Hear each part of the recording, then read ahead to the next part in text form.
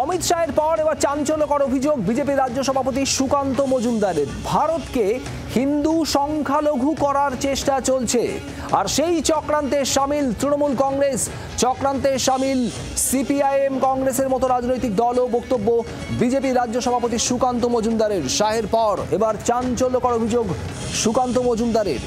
গতকাল তোষণ নিয়ে তৃণমূলকে তোপ দেখেছিলেন অমিত শাহ।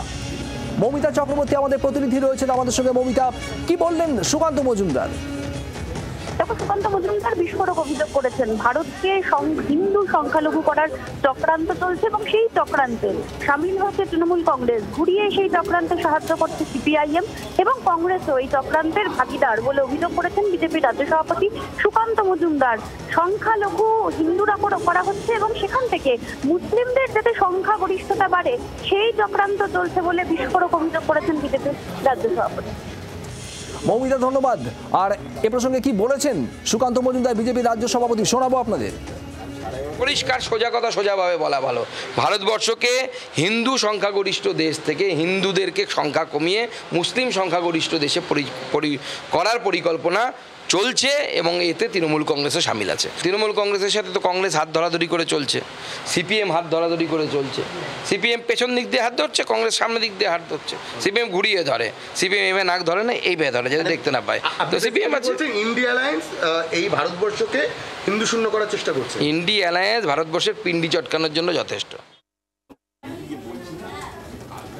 জয়প্রকাশ মজুমদার তৃণমূল নেতা আমাদের সঙ্গে রয়েছেন এই মুহূর্তে টেলিফোনে। জয়প্রকাশ বাবু, আপনি শুনছিলেন সুকান্ত মজুমদারের বক্তব্য। ভারতবর্ষকে হিন্দু সংখ্যালঘু করার চেষ্টা চলছে, চক্রান্তে সামিল তৃণমূল কংগ্রেস, তার সঙ্গে রয়েছে সিপিআইএম কংগ্রেসও। কি বলবেন? ভারতবর্ষ নিয়ে কথা বলার অধিকার সুকান্ত মজুমদারকে কবে থেকে দিল? কে দিল? পশ্চিমবঙ্গই সামলাতে পারছেন না, পশ্চিমবঙ্গে নিজের পার্টিটা দেখতে পাচ্ছেন না, শতভাগে বিভক্ত বিজেপি, আর সেখানটাতে ভারতবর্ষ নিয়ে কথা বলতে শুরু করে দিলেন।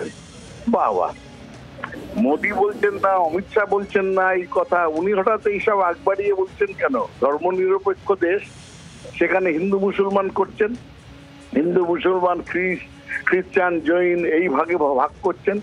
ভারতবর্ষ এক ছিল, এক আছে, এক থাকবে এবং ধর্মনিরপেক্ষ থাকবে।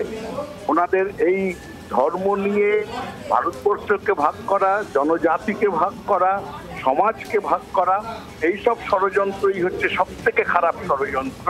এই ষড়যন্ত্রকেই ভারতবর্ষের মানুষ আটকাবে, এটাই আমাদের কথা। মমতা বন্দ্যোপাধ্যায় তার জন্যই চেষ্টা করছেন এবং সারা ভারতবর্ষ এটাকে আটকাবে যে কখনো ধর্মের নিরিখে ভারতবর্ষকে ভাগ হতে দেবে না।